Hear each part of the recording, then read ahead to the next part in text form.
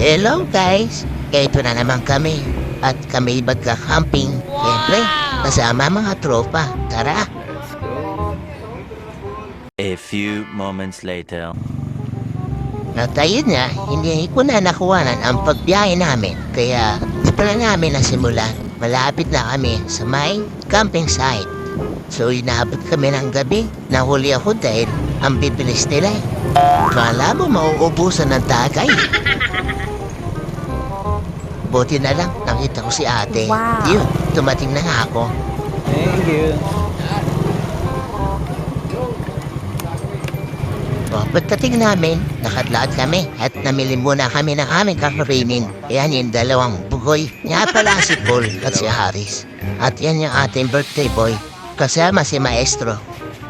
Ayan, nakikipagtawaran pa nga sila sa isdang bibili. Siyempre, hindi natin malilimutan ang alak. Siyempre, hindi mawalang alak. So ayan, naglalakad na kami sa dilim. Walang dilim ha. Buti na lang, walang sawa. At eto na nga, nakarating na kami sa destinasyon kung saan kami ay mamamangka. Medyo takot-takot yan eh. Kasi ayoko yung umuuga. Ano ka ba naman? Medyo naman. Ayun, at nakarating na kami. Kanya-kanya ng basta na mga gagamitin namin para sa pagluluto at sa mga ikalakapit naming tent at yung hammock syempre. Natamating na rin yung caretaker dito sa campsite si ate.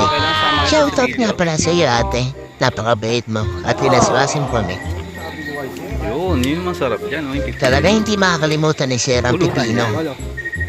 So habang kami nagyantay, relax muna kami. Dahil napagod kami sa kalakad, sobrang layo pala nito. Palaya mo na nahihimik lang ako sa bahay, napadpad ako dito. At kaya na nga, nag-asigaso na kami para sa aming gagamitin sa panluto. Happy birthday sa'yo, birthday boy. Andoy. Batang-bata, parang di tumatanda si Andoy. Yung hotdog mo, Anoy. Loko to si Buko. Ayan na nga, kanya-kanya ng asikaso sa pagluluto.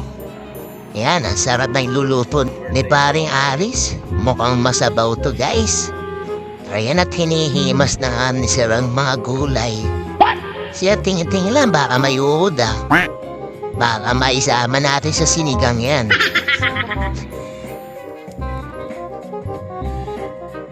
Wala naman akong ginawa kundi mag-video syempre. Ako ang videographer eh. Tama ba yan salita ko?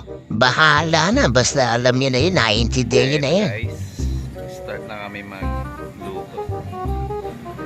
Sa kaantay ko, may lumapit sa aking aso. Abay, nagpapakit pa talaga siya. Beautiful eyes. Hain mo ng beautiful eyes. Ilang segundo lang ka ba? Beautiful eyes. Natulog ang aso. Talaga naman. Hihingi lang pala ng pagkain. Nagpapakit pa. Pero syempre, maawin tayo. Mahal natin yung mga asong ganyan eh. Tulog na talaga, Paul. Parang matanda. Ayan, ang tatay mo, si Kalbo. Ito yung tatay mo.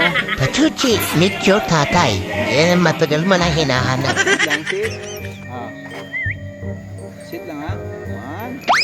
Siyempre, di natin pwedeng kalimutan pakainin ang ating mga alaga aso. Nice! Ay, hindi pala namin alaga to. Kusal na palang lumapit. At ayan nga, nag-aya pa. Dumating po si Brusco. Hindi na marunong sumalo ng tinapay. Alam niya bang napakababait na mga aso dito? Sit. Sit. Sobrang friendly nila, kaya ang sarap pakainin. Ayan, isa pa nga, catch pa nga. Salihin mo ha. Nice! Oh, ang galing talaga. Oh, ikaw naman, Bruno. Ay, si Brusco. Wala talaga, mahina si Brusco. Eto na at sinisiriban ni Maestro ng aming uling. Para mag-start na kami mag-ihaw ng isda at hotdog. Ang hotdog ni Andoy. Habang nag-iihaw kami, si Maestro pala ay nagkakabit na naman na ng mga hamok pang si Kalbo. Ay, si Bok pala.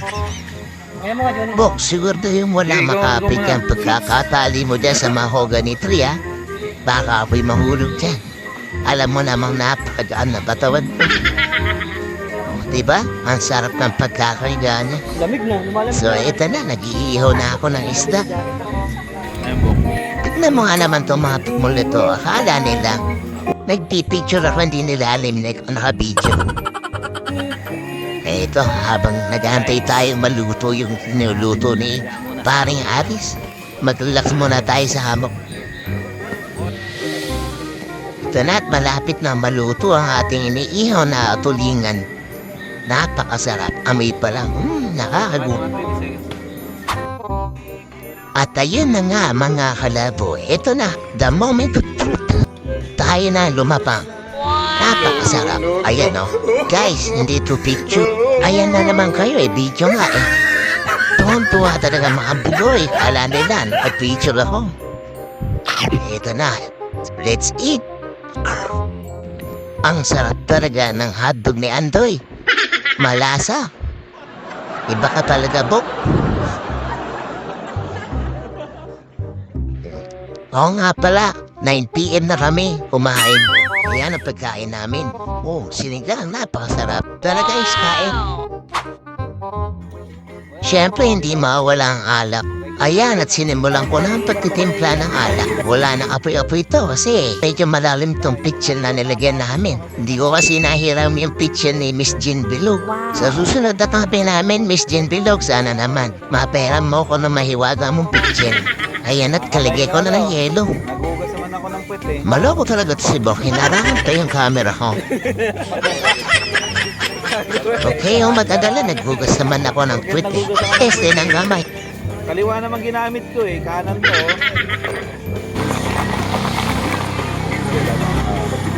Ayos na. Oh, okay, simulan na ang inuman. Ayun na nga si Maestro. Mukhang may tama na. Nangungulit na rin itong si Andoy at si Bok. Ito si paring Aris. Mukhang sopas-sopas niluto niya ang sinigang.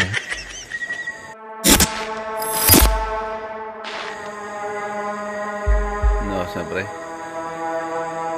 Stress. 3 AM. Mangahan tayo ng mga nakakatakot.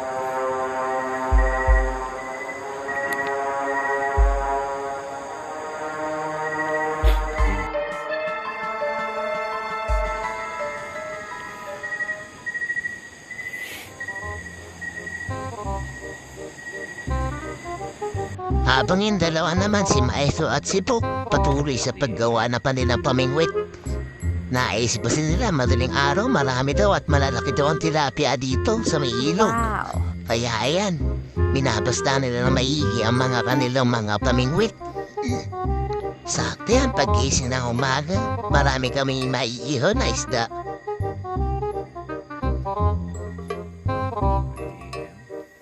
Medyo madilim talaga sa paligid. Medyo nakakatakot baka si Mesowa. Pero hindi kami natakot kasama namin kasi si Kalbo. Oo nga pala guys, nakapulot pala ako ng dyan, takip ng kaldero. So naiuwi ko na siya guys. Nice. Napakaganda, original. Shoutout nga pala sa nakahulog nun, ako nakapulot. Wala kami nagawa, kundi bumalik sa aming barracks. Nakasama natin. Mukhang lasing ang mga isda guys. Tayo na uli. Kahit anong halirap namin, wala talaga. Mukhang inalot pa si Kalbo. Wala tuloy kami mauulam ng umaga. Ayun, baka hipon yung kanina. Oo, yung kanina tumatalon-talon. Doon, kanina. Asya, makapaghugas na ng tsinelas. Sinelas natin. Talaga yung dalawa, hindi na wala ng pag-asa at gustong makahoy talaga. Mukhang namamag-asa talaga makahuli ng malaking Ito yung dalawa tilapia. na mamagasa pa. Pero wala, sawi pa rin. Kaya balik tayo sa ating Tayo sa kampo. barracks.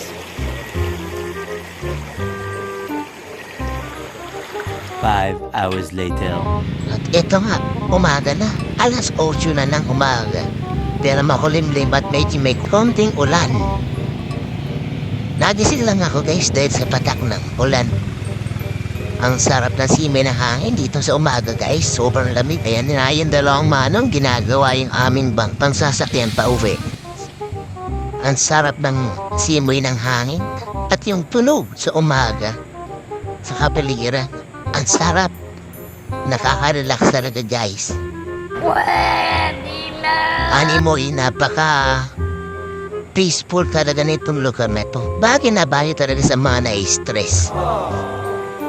Sa mga tanawin parang sa bundok guys. Ayan oh. Ang ganda. Nakaka-relax talaga. Ang sarap sa mga mata. Siyempre, di na papahawat to si paring Aris at iluluto niya na ang paborito naming adobo. Dahil may natira pa na kaming baboy. So nagising na rin tong si Galbo. At ayan, nagmumuni-muni pa. Yan. Si paring Andoy, ayan, nahiga ulit. Oh no! Ito si ate, nag-aalok pa rin ng ganyang ginitindang pagkain na okoy. So sana naman bumili, kaso wala ka rin pera. Habang nag-relax kami, nakakabi na namin ng masarap na adobo. Samantala, si Maestro tulog na tulog. Maya-maya kakain na rin kami. What's up guys? Magsipilo ka ha! Dilaw na ipin mo! Pauwi na kami. Gunggong! Pauwi na kami habang natutulog. Yan, kanya-kanya likpit na naman ang damit. Uy, ganda naman ang damit ni Maestro. Idol ko yan ah, si Mr. J. Johnny.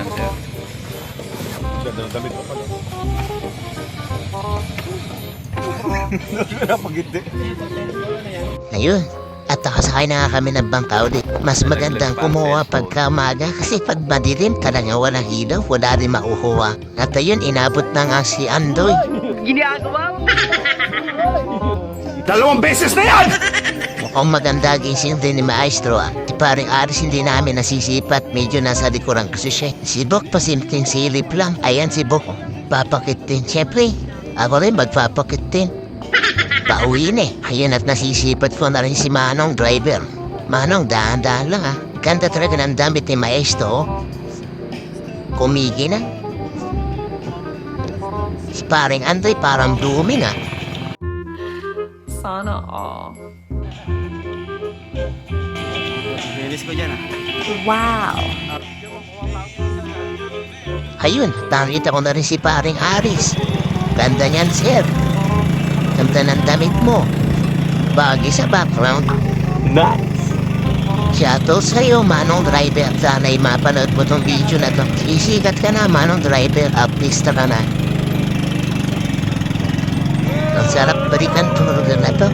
Nakaka-relax talaga.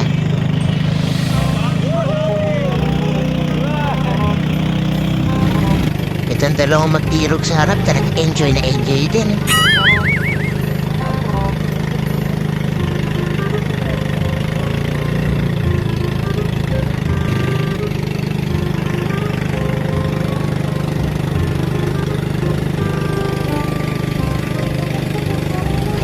Kumapit na daw, sabi ni Manong Driver. Kapit daw, bal kami malaglag.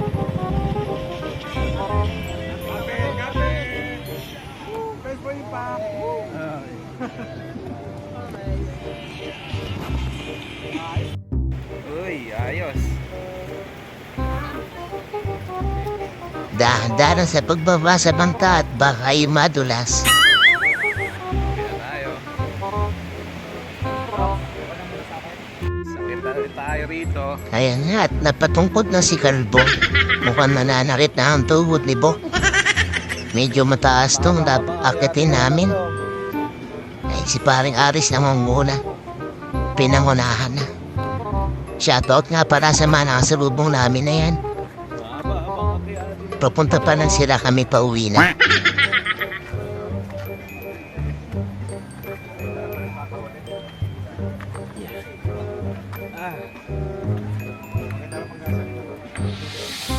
Mas nakakatakot pala naman dito pag umaga kasi sobrang taas pala na ito.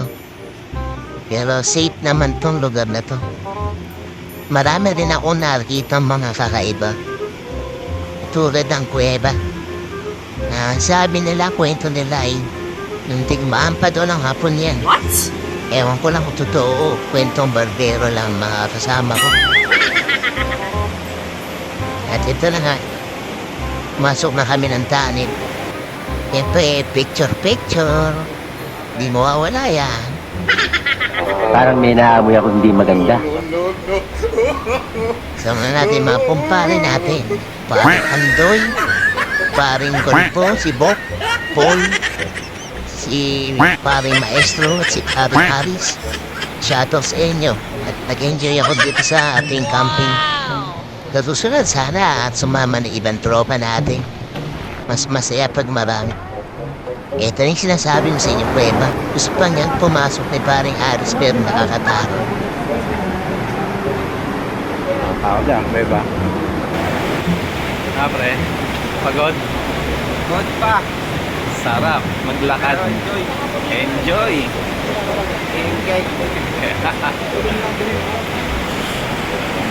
Yun, at andito na kami sa Barangay Hall at kami pauwi na. So, kita-kita sa sunod na camping. Maraming salamat sa panonood. I love you guys.